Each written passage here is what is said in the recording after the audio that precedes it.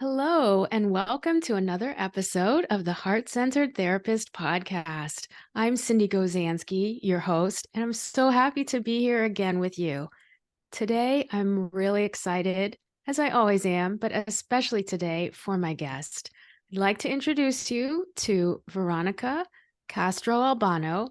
Veronica is a peer recovery specialist, a certified life coach, and author of 3 books, including Life is Worth Getting Better and Honoring Your Recovery. She is someone who believes that it's possible to overcome what holds you back and to shift from fear to faith and possibility. She draws on her own experience of recovering from mental illness after struggling for over 11 years. Veronica is originally from Buenos Aires, Argentina, and has lived in America for 23 years, as well as in England. She and her husband have 2 sons, ages 21 and 23, and then their chocolate lab baby. And this is what Veronica says, and why I'm so excited to have her as a guest today. Veronica says, after recovering from depression and anxiety, I knew I was made for more. I knew my life wasn't over, so I got well and realized the darkest times in my life brought light to others. The hardest lessons became my strength, and my mess became my message. So nothing is ever wasted if we can open our heart and see the good. Wow. Veronica, thank you for sharing these words with us. And I am so excited to meet you today. Hello and welcome. Hello, Cindy. Thank you so much for having me on your podcast. I'm honored to be here. And thank you for your words. It's some things that I believe and I wanted to share with your audience today. Oh, pleasure. Absolutely. And I just have to say, it resonates so much when you said, my mess became my message. Like you should really trademark that. It's so powerful. Thank you. Yeah. Yeah. We're going to hear about your journey and how it's influenced your personal and professional life. But to start, I love to ask my guests, what does being heart-centered mean to you? To me, it's about being compassionate with people, about being kind, about giving people second chances. We never really know, what's behind your story, what they're fighting that we don't know about. It's also showing up with authenticity. I feel like the more comfortable I get with myself, other people could be more comfortable with myself. And I feel like showing up in a way that's real, people can relate. And when we put on this mask, I don't think it does anything really, especially for ourselves. And I love to think that we experience a mind, body, spirit experience and not just the body, or not just, because being aware of that, it's like a combo, right? We all carry the 3 of them. So Yes, yes. And I really love that part also about giving second chances because we never know what somebody else is experiencing. And, most of us are really grateful when we've had that gift of a second chance. absolutely. Yeah. And, before we Absolutely. got on, we talked about being real, like how important it is. We just want to have a conversation today, share a little with each other and with my listeners, because that's what it's about. That's how we learn, when I think we are real and authentic. Absolutely. I feel like life is almost like a learning continuous experience where we can always learn from things if we look carefully and can pay attention. Yeah. I feel like it's part of living with that awareness, feeling, oh, I failed at this. Okay, did I really fail? What can I learn from this? And just continuing our journey. We get back up and we continue our walk. For me, having, depression and the anxiety was getting back up. It was difficult. That was your walk for the longest Yeah. time. Yeah. But I'm so glad I had that experience because now I can relate to people that are going through that. Before, I would have had all kinds of judgment to people that, I would have thought, well, you know, try to do better, right? What do we say? Right. Things like Right, that, right? exactly. Just get out of bed or go do that thing. It's not so hard, right? Try yoga, Exactly. whatever. Yes. And then when of course, when we experience it, it's like, oh, it wasn't that easy, was it? Yeah. So again, it gives you that awareness of you start to understand people and how they do things for a reason. Yeah. And Yeah. it really is so common to have the experience of a mental health problem, whether it's depression, anxiety, um, OCD, attention deficit. There are so many different mental health Yes. issues that impact so many of us. And that's one of the reasons why I really love when a guest is willing to come on and share about their journey and be so open and vulnerable about it, because this is what we can do to advocate for mental health awareness and to reduce the Absolutely. stigma. And even among my listeners who are therapists, right? Like sometimes we may not want to raise our hands and say, yeah, oh, that's me Mm. too. I have anxiety. That's me too. I've had panic attacks. And so it's really helpful. We can't talk about this too much. Um, Mhm. and so, yeah, Veronica, maybe you can tell us a little about like what this walk has been like for you with your Okay. experience. Yeah. Well, we had lived in New York City in the year 2000, and then my husband got transferred to New Jersey with his job, and we moved 10 days before 9/11 in 2001. I was pregnant with my second son, so that was already a shock. But I was so excited for my husband's new job, and we had bought a little house, and I mean, for us coming from Argentina to live in America is like anybody's dream. So I was so Mm, excited. And I had some changes to do. I had to find a doctor. I had to, have my baby. Everything was new for me, but I was so excited. And we had a 2-year-old, almost two at that time. And after my second son was born, I don't know, I was so excited to have this baby. And our life was so beautiful. And I started feeling really tired and I would cry a lot. And mm, I thought, well, maybe it's my hormones. Maybe, I haven't slept 3 hours straight in, right. how many days. Yeah. And this is maybe how it is having two babies. It's exhausting. Mhm. And you're lucky if you can shave the second leg in the shower because you're always right on the Yeah. go. So I Right. didn't, If you even get a shower. yes, thank you. Or if you Yeah. can even get out of your PJs. So Mhm. I, it was January too. It was the winter, a lot of snow. And I didn't know anybody that I didn't have the experience of knowing anybody that had gone through this. Oh, In wow. Argentina, 21 years old, 21 years back, I don't know, you didn't go to the doctor because you were crying. Mm, And culturally, I had heard that doctors were really busy in America. So I didn't think that there was anything wrong with me. And if I did go to the doctor either way, what was I going to show him? What was I going to say that I'd been crying in the closet, really? And so I felt very embarrassed. But as the months started to go by, I was barely unrecognizable. I didn't know what was wrong with me. I loved my son dearly, both of them, but I realized I was less patient and I would get upset really easily with my husband, whom I adore.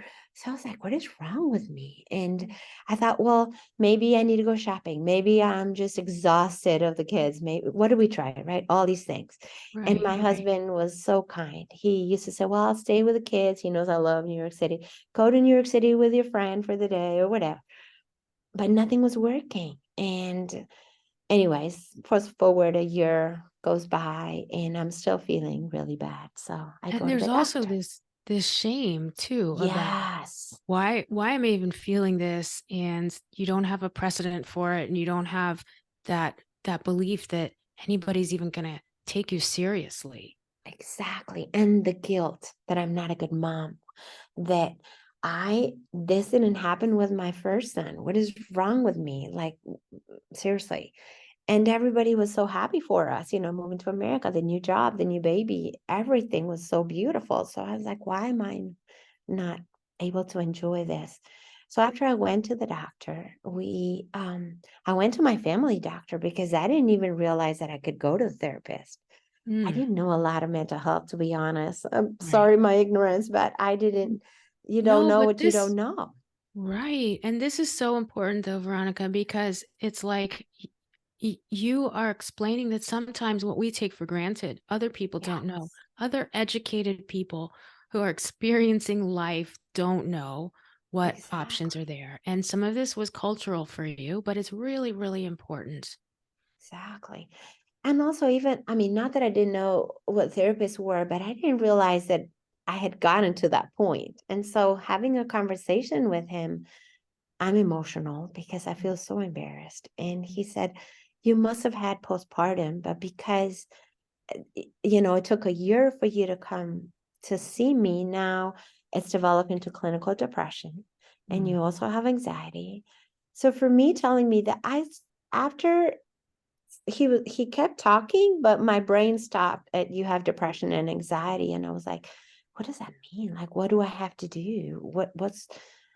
And he said, "I'm gonna give you some medication, and you're gonna, try it out and see how it goes." And I did feel better a little bit. It took a couple of tries because the first one made me really tired, but I kept feeling so guilty. I have to take this to be a good mom. What's wrong with me? And just that imposter syndrome, that what what am I supposed to do?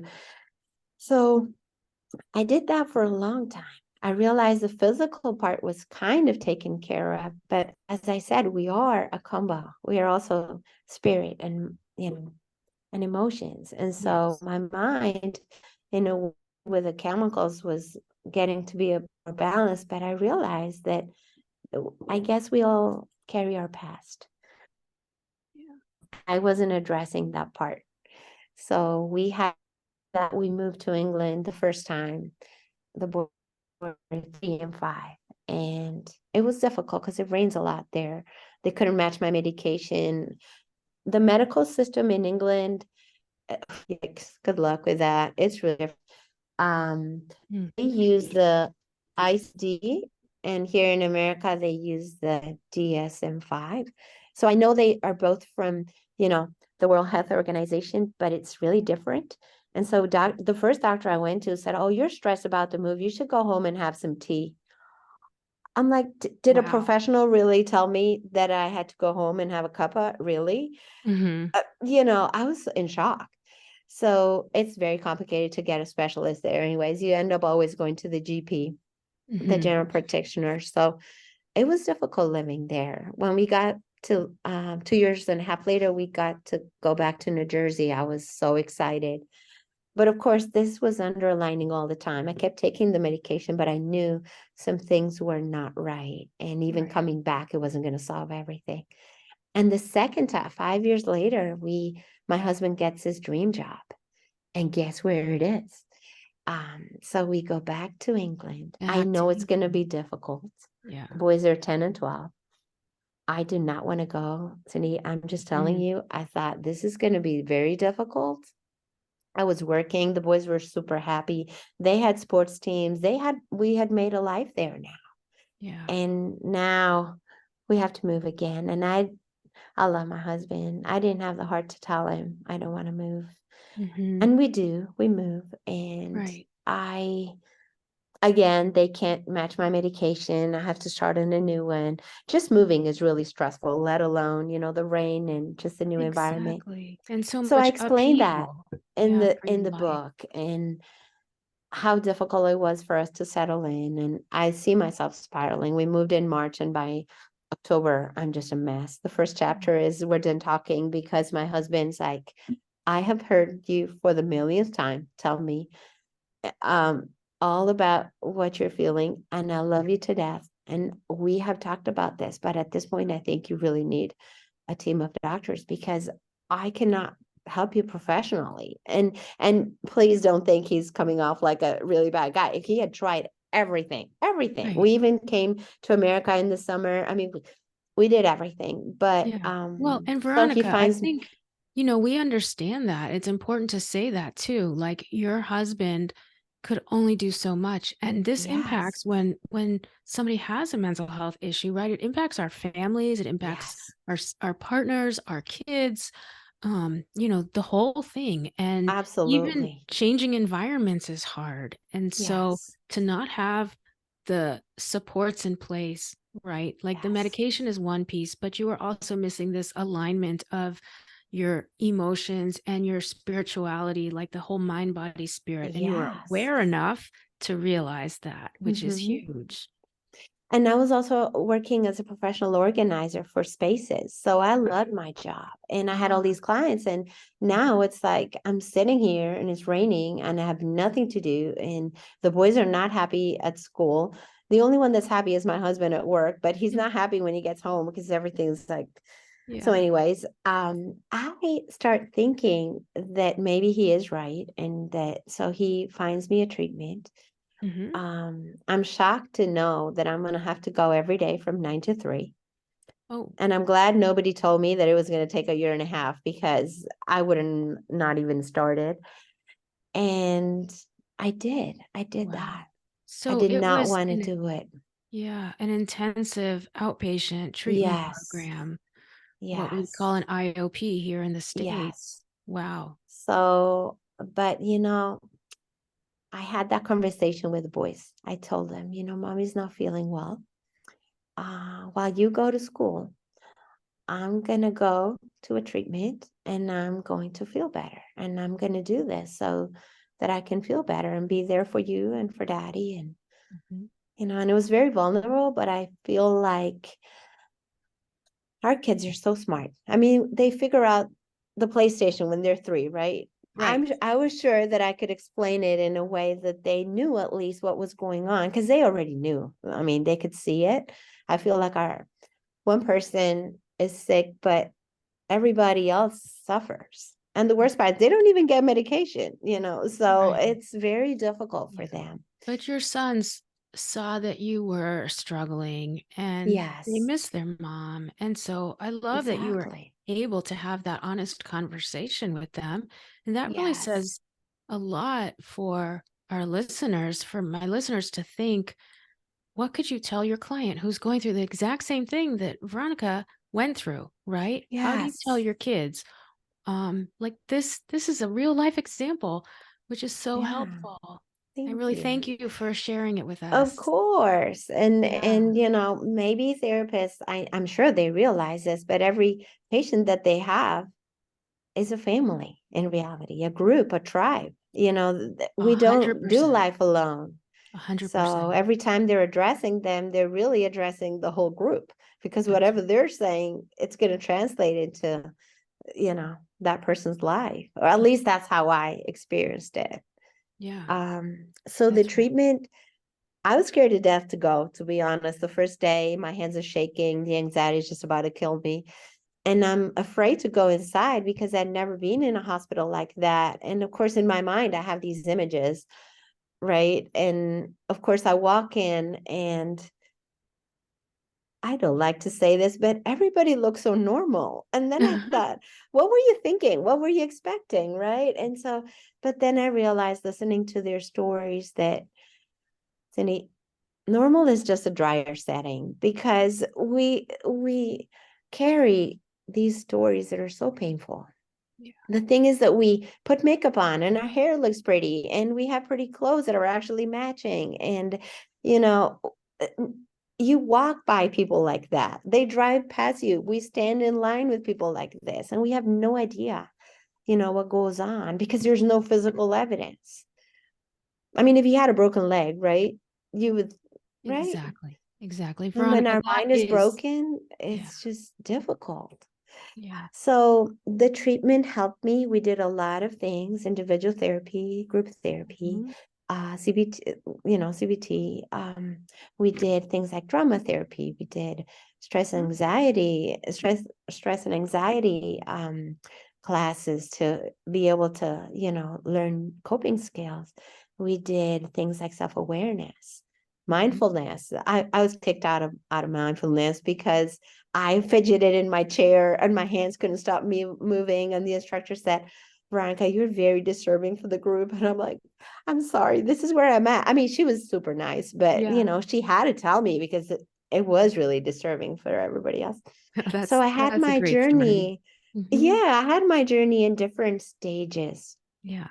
It Yeah. wasn't Wow. like, oh, I started my journey and I went straight up. Never. I Mhm. mean, Right. it's not linear. Of course, It's we not know linear. that. Right. Right. Some days I thought this is like uncovering all of this stuff, and where do I start?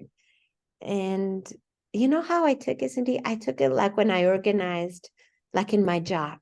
I Yeah. used to think I would walk in a room and everything, of course, is a zoo. That's why I got I hired. But then I wish you could thought, come to my office. well, see, and I'm thinking, well, okay, we would work with the customer and say, okay, what stays, what goes, and what needs improvement. And some Mhm. things are good. It's not that everything is bad. So trying to, Mhm. work through that, it was really a good thing. Mhm. But I have to tell you, to me, the therapist, the psychiatrist, the assistant, the nurses, anybody that was half associated to mental health, peer recovery special respect. I mean, they were amazing. I feel like the amount of pain that they have to listen to in a day, how do they even do that? Like, it's amazing. I mean, it's like a huge shadow. I used to think these people are so positive and they're around us all day. How do they even do that? Right? I mean, the love of service that you have to feel to even do this. So I really Mm. want to thank you because I know some days have to be so difficult. Oh, thank you So for yes, acknowledging that. of Yeah. course. And it is beautiful that you see it as a love of service. And that's one of Yes, my missions that we are serving from the heart and we feel called to yes, do this. And so, when some somebody like you can take that huge risk and leave your boys at home and go walk into that sterile hospital and then give it your best and make changes. That's what lights us up. That, when you said a few minutes ago, and I hope that everyone heard that, normal is just a drier setting. I mean, Veronica, you've got these like beautiful little like Oh, word pieces that are so special. And it's so true thank because, you. right, everybody looks normal, but what is it? And does it even matter? It doesn't. It doesn't matter. What matters is how we go through life and how we can be aware of ourselves and what we give and do and how we are, right? How we can learn to love ourselves and to love others. Leading with love Yes, is so important. it really is. And I love that my therapist, she was so cool. I love the accountability. I promised myself that I was going to take it seriously and I was going to do what she said. Because Mm. if not, I wasn't going to only let her down. Most importantly, I was going to let myself down. And so she would give me like I used to feel like they were like homework assignments, but then I realized that they were success work. It was things so that I would be better. And So that you would so, succeed. Yeah. yeah, Yeah. I felt like for myself, I think my main problem was my self-esteem. Hmm. For me, my self-worth came from doing things. Yeah. I barely thought that I deserved my husband. I realized Mhm. that I thought, well, I think I'm making a better deal than he is by me. I had this bad self-esteem and really I always used to demonstrate it in a pattern that I always felt inferior than when I really should have been. And so Mm. she would give me assignments, and this one was probably the hardest. Cindy, I told her that I'd love to buy things for the boys or for my husband or my friends. But then when it came to me, if it wasn't on sale, I wouldn't buy it Wow. because I felt like, how am I going to spend all this money on myself? And she had That me you weren't go worthy. that I wasn't worthy. And the Mhm. God forbid it wasn't on sale, because if not, and she had me go to a store, a very expensive one in England. And she said, what do you love to buy? I said, well, I love riding boots. I used to ride before. And Oh. so she said, I want you to buy boots that are not on sale. And you're going to bring me the receipt and I'm going to know if they were on sale or not. I'm like, okay. I remember going in the store, trying them on, loving them, of course, and Mm. walking outside of the store. And the lady's like, whatever. And then, going around the block, and it was Wednesday. I had to see her Thursday. And I'm like, I promised her I was going to do this. And of course, what do? I go find the same boots in another store. And of course, they're so unique. They're nowhere else. So I walked back in and I said, I have to do this. So she puts them in the bag and I'm paying her. And I'm holding on to my credit card like this with my two hands. Right. And she's Right. holding the credit card and I'm like this. And she's looking at me like, are you going to pay her what? And it was such a difficult thing for me. Yeah. And when I walked outside of that store with my bag and my boots that were beautiful, they used to make them out of leather. I don't know what Yes. they are now, but they used to actually last. Now it's like anyway. Leather riding boots that she See, purchased in England as part of a therapeutic intervention. This is so see, significant. and I am buying this, walking outside of the store, feeling like $1,000,000. And Mhm. not, it wasn't about the boots, obviously. Right. And the next day, she was so proud of me. But I was the most proud of myself because I said, if I could actually understand the worth that I have, one day I guess I will. And not in a proudful way, but I feel like I had a lot of layers to climb, Yeah. So that was, and she would give me these assignments and she would believe in me more than I believed in myself. And I feel Mm. like the accountability, the encouragement, the patience. Yeah. Some days I must have sounded awful. And I know people see me or hear me that I'm happy and that I have this joy, but it wasn't always like that, obviously, going through a situation like that. It had Yeah. been many, many years. And the biggest takeout was for me that in the place that I least wanted to live, where I found my life because of this treatment. Mm. And that changed my life forever for me. As hard as it was, I decided that I was going to do that treatment if it was the last thing I did, Mhm. because the other alternative hadn't worked at all. Right. So Yeah. Yeah. Thank you so much for sharing those of stories course. with us, and especially that vignette about the boots, because it's really powerful, right? It's personal, but it helps our listeners see, like, sometimes what we think we're doing with our clients, it seems silly, or like, how could this possibly help them? And yet that is one example of how you felt return to your own worth.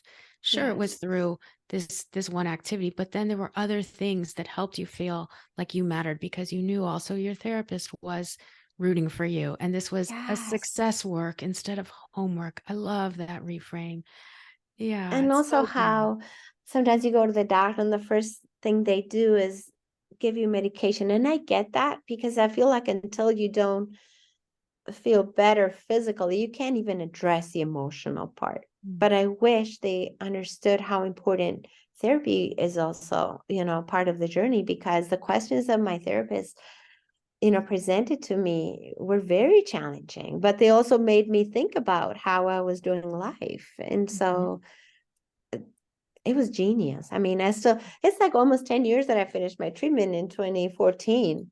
The formal treatment, of course, I Right. still, Yeah. but I'm still Mm. talking about her because she had such an impact on me. So I hope Oh, all the therapists listening, maybe even the psychiatrists, they know that the ripple effect that they have on a life, you might not even understand the huge impact that has on other people's lives. absolutely. Thank you for saying that. Of And course. sometimes we don't really get that feedback, or we don't know, or we're not sure, are we even like having an impact? And yet you're going to share, like, you've written books about your journey. You translated one of your books into Spanish. Where we were also going to talk about, like, how your cultural background influenced, Mhm. you alluded to it, like maybe getting mental health treatment wasn't such a norm in Argentina. And so, Exactly. I think now it's changed now, obviously. it's It's changed. 21 years later. Yeah. Obviously, there's more awareness, but back at least I didn't know anybody that had done Mm-hmm. it. Mm-hmm. Yeah. But I feel like one of my turning points was um I'm not against social media, to be honest, but whoever has 1,500 friends probably doesn't, because friends are those people that can call you and just hear you breathing because you're in so much pain that you can't even say anything. The words don't make it justice. And they just call you just to check in to see how you are. And they tell you about themselves and they ask you about yourself. And you're trying to have a conversation, which you can't. And I had a I had three friends, have three, had one in Argentina, one in England, and one in America. And they stayed in touch with me. And my support system was them and my husband, the boys, my mom's prayers. Oh boy, where would I be, without her prayers? And That's right. just so many people that were supporting me. And one of the friends, my friend that I had in England, one day I was about 10 months and I had kind of gone down a little bit because I'd hit a point where I wasn't willing to go to a place where it was very painful for me. Um, yeah, so I was kind of like in a plateau. Actually, I had gone down. So Mm. and I didn't even know this, but another lady said that she was fighting brain cancer. Oh my gosh. And Wow. she was, in a way, the one that was dying, Mm-hmm. but she had so much life in her. And I was the one that was living. And yet I felt like I was dead inside. And I remember she sat me in her kitchen and she said, Veronica, you're amazing. Your life has worth and value. And you're going to get through this. And one day you're going to inspire people. And I actually turned around because I'm like, she's not talking to me. I mean, somebody else called Veronica, walked in here, and she's talking to Yeah. her because I was a mess. And she said, you have no idea how your life is going to impact others and how you're going to become whole and happy and hopeful. And just you're not going to recognize this part of your life. Mm. And I thought, okay, yeah, she's just saying this. I mean, what else are you going to say when you're in that state, right? Right. And I said, thank you. But I went home and I realized that she planted a seed in me. She spoke life into me. And I feel like that was my turning point because I said, if Ah, she is so sick and she's giving me life, I have to honor that part. So I started practicing my coping skills. mm. I mean, when I wrote my book, the first one is more about my journey and how my faith helped me do that. And of course, medication and treatment and going to the hospital, believing in myself, healing my self-esteem, things like going for a walk in the rain with the dogs, because just the fresh air, I think it Right. feels good. And just breathing exercises, things that I practice. I did not want to do it. Of course I didn't, but I did it anyway because I was committed to the treatment. I made a promise to myself that I was going to get better. Yeah. Yeah. We're so quick to keep our promises to others. And sometimes we promise ourselves something and we kind of have tried. It's like, oh, I knew it wasn't going to work. And we give up so easily. And I thought, no, I promised Susie that I was going to get better.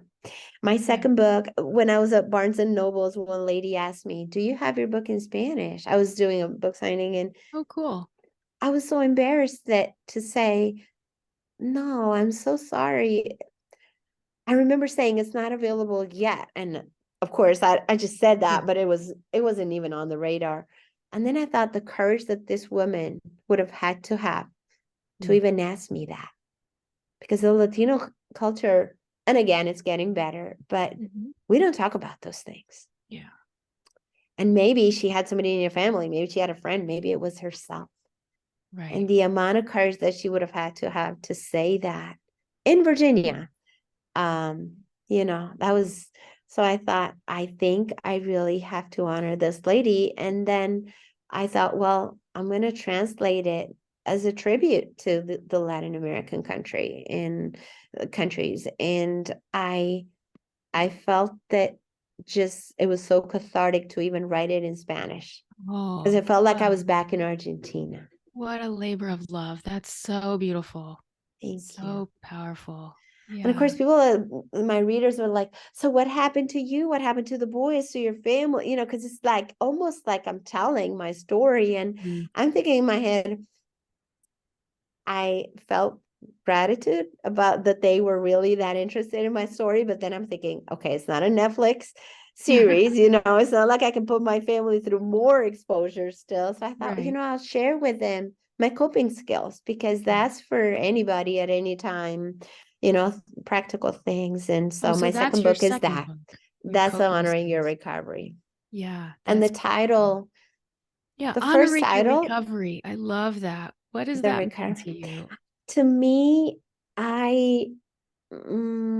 my life wasn't perfect. My recovery is a journey. It's not like, oh, I finished the hospital, I think I did this, congratulations, here's your certificate.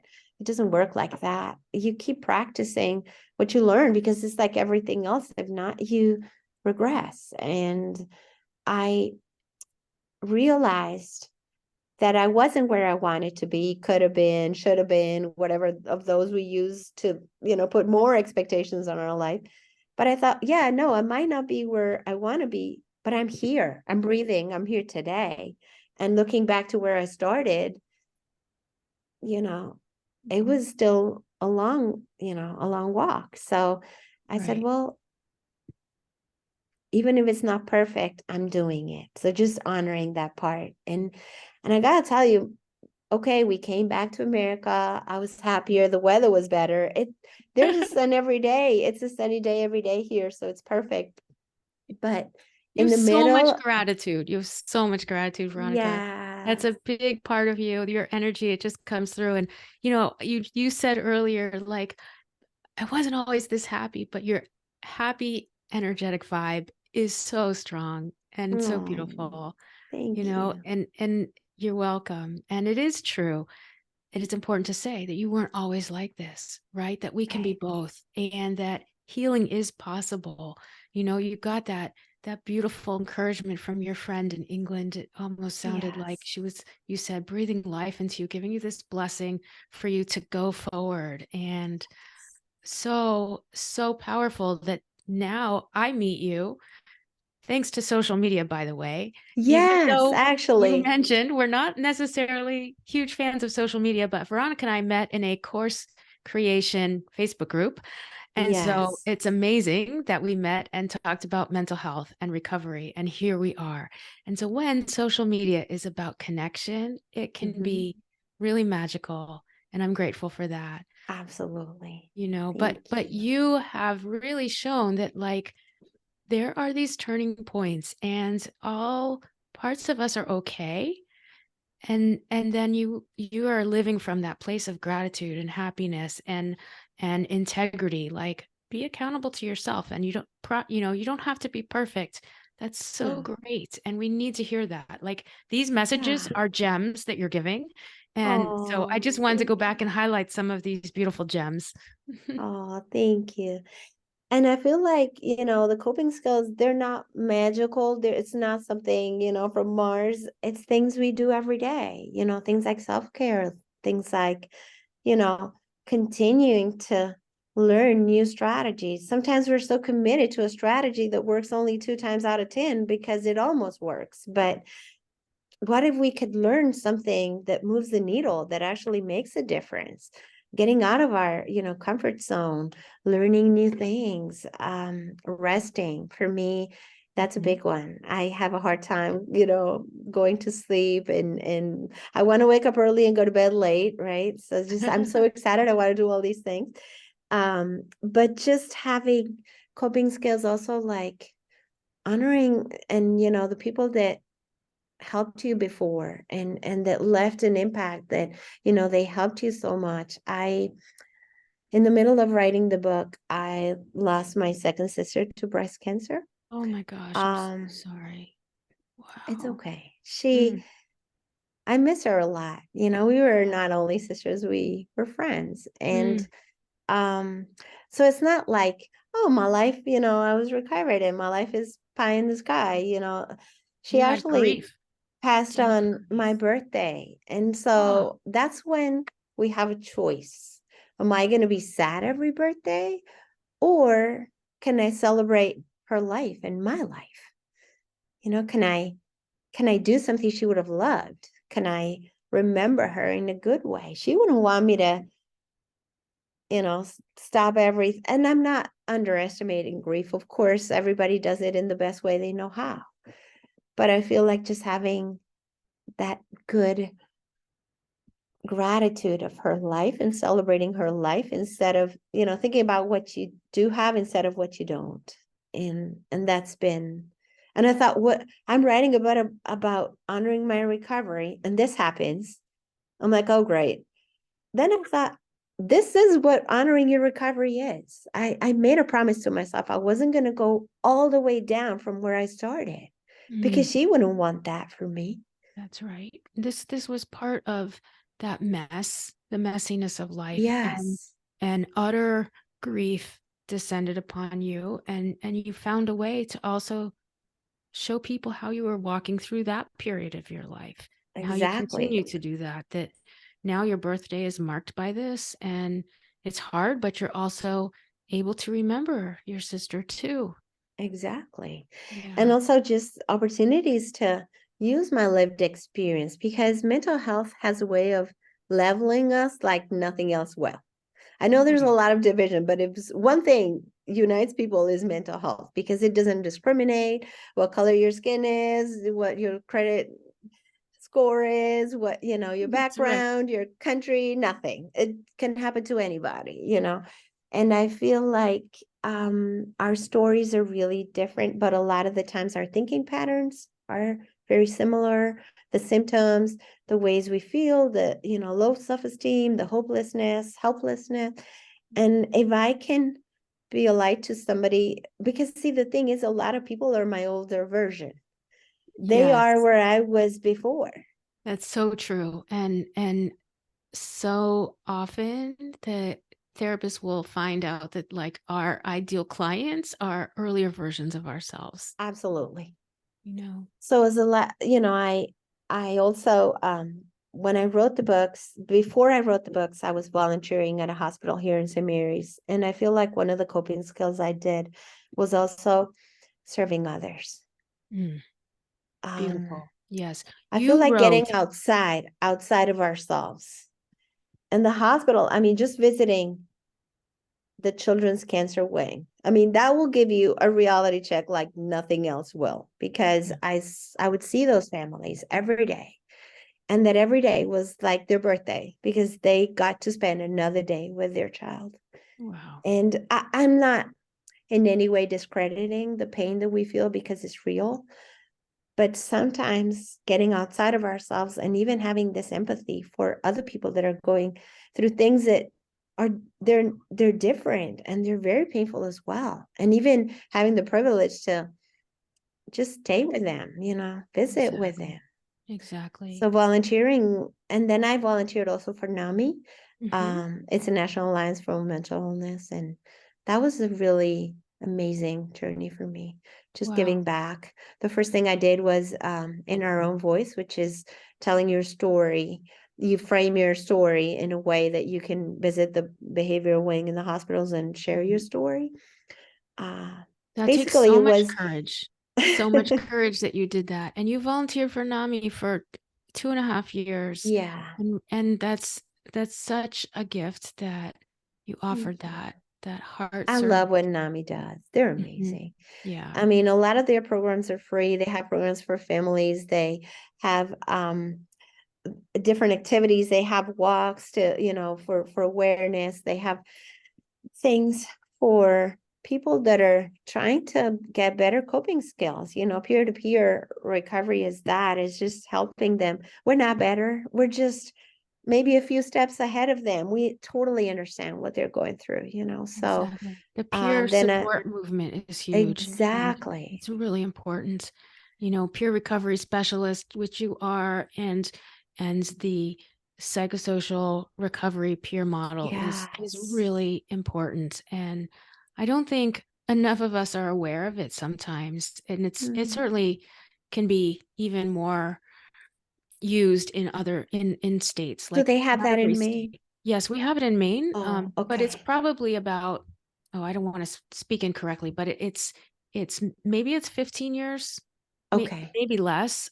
It's Okay. it's relatively new. Okay. Um, but we do have like peer support specialists Yeah. that are in the communities doing outreach, that are Hmm. at the hospitals for, acute psychiatry admissions Yes. and emergency departments. And They, it's really yeah, they important. train the first responders to not to arrest somebody that's having a panic attack, because of course they haven't done anything wrong. It's just, just so that they're more aware of the processes. They also Yeah. have a hotline. Anyways, I also became a peer recovery specialist. Then of course the pandemic hit, and that was different. But I realized that that's why I say I have so much respect for what you guys do. Mm. Because after my sister passed in 2019 and the pandemic and everything, Oh. it was very difficult for me to be so exposed to stories that were so debilitating for me. And I felt a little bit that for the people that wanted to get better, it was like a pleasure to work with. But some people, unfortunately, are in a space where they almost don't want to get better. Not conscientiously, but I feel like they're in a space where that's where they live. This is what Mm. happened to me, and this person is to blame, and this is the only thing I can do with my life.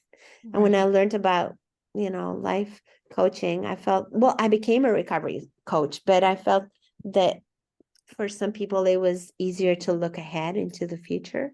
Hmm. And not every, just because you had some bad chapters doesn't mean your life has to end like that. Right. And We so still in have the pen in our 2020, hand.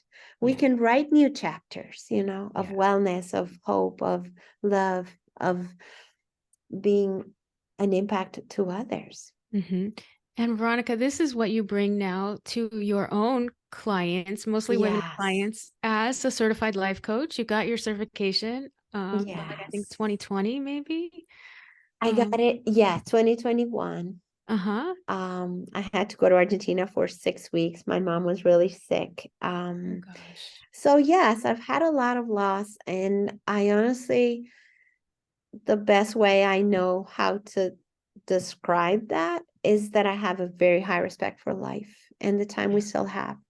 Hmm. And I realize I wasted a lot of years being sad, but it's like Dr. Maya Angelou says, you do the best you can with what you know. And when you know better, do better. And And do better. sometimes we don't know what we don't know, right? I wish I would have known at Yeah. 30 what I know now at 52, but I didn't. Yeah. So that's why I'm on this journey for personal development It's and learning. wonderful. That's wonderful. And you're sharing it with others so vulnerably and generously. And there's so much. One thing you said that I want to quote was um, making a positive impact in other people's life is a Yes. legacy that will outlive ours. And this is Yes. really, such a tenet, a principle of how you live because of always Mm. giving to others as, a friend, a recovery specialist, a coach, and just the way you live life. And coming even on this podcast is a way of, making a positive impact and hopefully normalizing mental health for other people, Yeah. and that, we can see that there's still hope and encouragement. Yes. Yeah. And also as a coach, I work with women that maybe are empty nesters or have lost their spouse or a significant other. And I feel like, how do they redefine themselves? what are they supposed to do? And just for them to be able to find the talent, find their dream. Sometimes we put it up on the shelf and we don't even realize that we can still do it, right? Yeah. Some people are like, I'm too old, or I've had too many things happen to me, or my life is ruined, or I don't have this, and then I think, well, if you're too old, that's good because nobody wants to work with a rookie, right? Or if you, I love yeah, it. but seriously, the experience that you have Yeah. will inspire somebody in ways that when you're 20, I mean, I'm not against young people, but what I'm saying is you learn so much over all these years, right? It's like Yeah. respect. So, Exactly. And we have to yeah, respect even our past or even the things that yes, brought us down, whether, it was living with depression and, you can't erase that. And so instead you're no, embracing it and moving forward and seeing it as a gift that it allows you to do this work yes, and help other women. And I love those things like really it's personal development work. And we as therapists do this too, but you get to do it with so much gusto, right? Because you're like meeting people who want to move forward and you're not necessarily dealing as a coach with all of the depth of the emotions that would go to the therapist. And so you get to work on that yes. that growing edge, which is very exciting. I don't know. I feel like I don't work a day in my life because I Oh, love what I do. wow. And it just feels empowering for other people to find themselves, to say, Hmm. wow, I can actually do this. Hmm. And then for them to have so much meaning in their life because how many bags can you buy? How many shoes can you buy? I mean, seriously, right? I mean, I'm not right, but Right. it's just But the sometimes we're purpose. so stuck, so bored, and we're scrolling and looking at everybody's life and thinking, wow, is this it for me?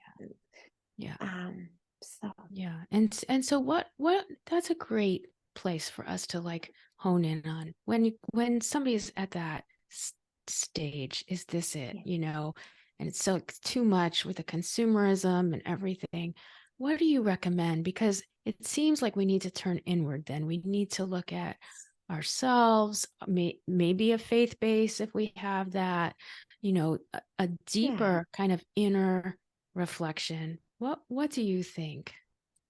Well, people are at different stages. If you tell somebody that has really low self-esteem and doesn't believe in themselves, you can't just tell, oh, you have a purpose and you could be doing this. I mean, Right. they're not even believing in themselves, let alone that they can actually do something, you know, be part of something bigger than themselves. So I feel like you don't take a kindergartner and sit him in front of an SAT exam, right? So you meet them where they are and you walk alongside of them. If it's lack of self-confidence, if they've been through trauma. And I always tell them, I am not a therapist, so I can only work if you feel that you've in a way made peace with your past and Mhm. you want to move forwards, because I would be doing you a huge disservice if you try to do that with me, because Right. I'm not right. I Right. mean, you don't Well, go to a dentist if you need a foot doctor, right? So exactly. And that's why you're a certified life coach and there should be more yes. coaches out there like you who can differentiate that. Yeah. It's really I feel beautiful. that people sometimes they need the business and they try to help them, but really that's not even legal. And also they're not helping their client because they need the wisdom and the experience that you guys have. So Mhm. that's part of it. But if they do want to do something, just, you know, finding ways to what did they do at a place where they needed courage, to remember their past, to remember the experiences that made them stronger, that made them establish courage, or things that they did out of service, because sometimes when we reconnect with things that we remember made us happy, it's like, what were you doing? What was so impactful of that you would want to do it again? So just having sometimes we forget, right? We think, oh, Right. I don't have anything to give. Wait a minute, right? Can we challenge that? Are you a mom? Are you Absolutely. kidding me? Haven't you impacted your kids, or just the jobs you've had, and Mhm. I get it. Some people have jobs because they have to pay their stuff, but what if we could love what we do, Yeah. right? How Your cool would clients I are lucky to have you. That's so thank great. you. I mean, also Great. finding things that they are good at. So people think, oh, but anybody could do that. Are you kidding me right now? I mean, some people do things so excellently that you Mhm. wonder, how do they even do that? But Right. they have done it always. So for them, it's normal. So tapping into that, people could pay you to do this because you're amazing. Right. Right. And And really, so you help people find their gifts to become aware of yes. them and to really see them and take And it to the also next walk the level. journey of self-confidence, self-awareness, and just that self-esteem, which is sometimes it doesn't look like that they have a low self-esteem, but they might live in a beautiful home, but do they live in a beautiful life? Yeah. Is it meaningful? Are they Mm. excited about getting up every day? And not everybody's that vulnerable, because see, a lot of people are like, oh, but you have everything to be happy. Yes, but I am miserable inside because I'm not doing something that fulfills me. Right. But So they have too much shame to say that or too much guilt, yes. and then you don't get the help. And yet you're such a great example, Veronica, of like Oh, living, a confident life, taking your self-confidence to that mm, next step so that you can share with others. And so you can be like your full self and thank show the you. messy sides and show the pretty Oh sides, like the boy. whole thing. I wish I could have skipped them, but how are we going to learn, right? I think Right. most of the challenges, the rocks per se, in our life, or in my life at least, I've looked back and said, wow, they were actually the stepping stones that got me to where I am today. And the Hmm. challenges, strengthened me to who I have become. So Yeah. there's no shame in our story. And Yeah. we're always at where we need to be. Mhm. We don't compare, we don't compete against others. We compete about, with our version of 2 years ago, 10 years ago, yesterday. Yeah. So That's right. I don't know. That's right. And I think that's a great place for us to mention all of the ways people can connect with you because this is so important. And before well, first off, everybody can find Veronica on her website, which has the best name, www.coachingextraordinarywomen.com. That's great. I chose that name because I wish everybody could find their extraordinary.